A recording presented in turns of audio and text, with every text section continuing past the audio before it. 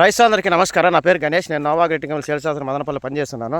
ఈ తోటకు వచ్చి 125 డేస్ అవుతుంది. ఇప్పటికి రైతు పేరు వచ్చి లక్ష్మీపతి, జొన్నవరపల్లి. చుట్టూ చూడండి, రీసెంట్గా 30 వేసాను దీనికి. 30 వేసిన తర్వాత బాగా పూత కానీ, పిండి కానీ, చెట్టు పెరగడం కానీ, గ్రీనిష్ కానీ, మరొక సైజులు కూడా కలరు, షైనింగు వల్ల నేతోట మాదిరిగా వస్తుంది.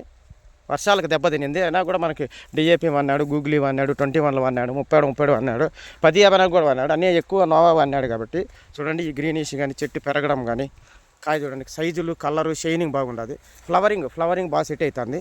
సార్ గమనించండి, ఫ్లవరింగ్ కూడా సెట్ అవుతుంది. బ్రాంచెస్ బాగా వస్తున్నాయి. మళ్ళీ నేతోట మాదిరికి వచ్చేసింది. చూడండి సార్, రైతు ఇక్కడే ఉన్నారు. రైతు మాటల్లో తెలుసుకుందాం.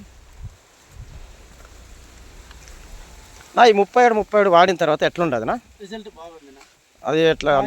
సైజు బాగుంది, షైనింగ్ వస్తుంది, తోట చిగురు బాగుండాలి. దీంతో పాటు డిఏపి కూడా వాడాము. డిఏపి కూడా బాగా రిజల్ట్ ఉంది. నోవా ఏవేవి వాడినారా? DAP 21 వాడినాము, DAP వాడినాము. ఎక్కువ 37 డిఏపి ఎక్కువ వాడుతూ ఉంటాము. వేసిన తర్వాత బాగా చెట్టు బాగా బ్రాంచెస్, ఫ్లవరింగ్ బాగా వచ్చింది. నోవా మ్యాక్స్ వాడిన తర్వాత పూత రిజల్ట్ బాగున్నది. పూత బాగా సెట్ అయింది. అవును, కాయ కలర్ బాగా షైనింగ్ బాగా వచ్చిందా?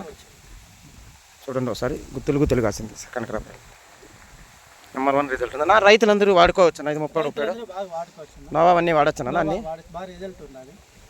Okay, thank you.